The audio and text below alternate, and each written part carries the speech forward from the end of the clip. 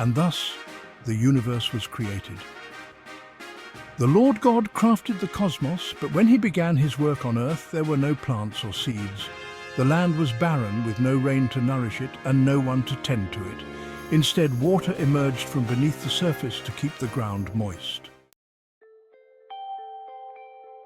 The Lord God took soil from the earth and shaped it into a man. He breathed life into the man's nostrils, and the man came to life. Then the Lord God planted a lush garden in the east, known as Eden, and placed the man he had formed within it.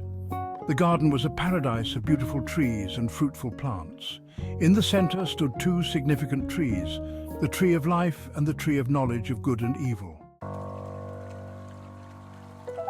A stream flowed from Eden, watering the garden before branching out into four major rivers.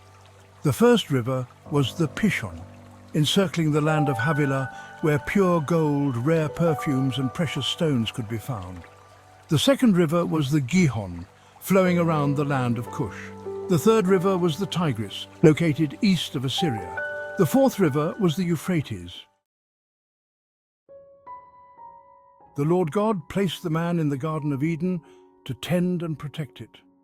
He commanded, "You may eat the fruit from any tree in the garden, except for the tree of knowledge of good and evil. If you eat from it, you will die the very day."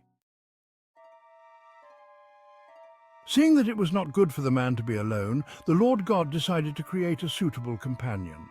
He formed all the animals and birds from the soil and brought them to the man to name.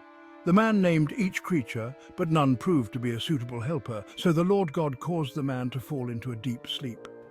While he slept, the Lord took one of the man's ribs and closed up the flesh.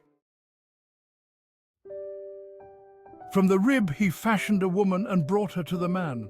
"Man, at last here is someone like me, bone of my bone and flesh of my flesh. She shall be called woman, for she was taken out of man.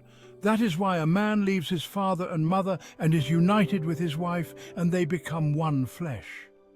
The man and the woman were both naked, but they felt no shame.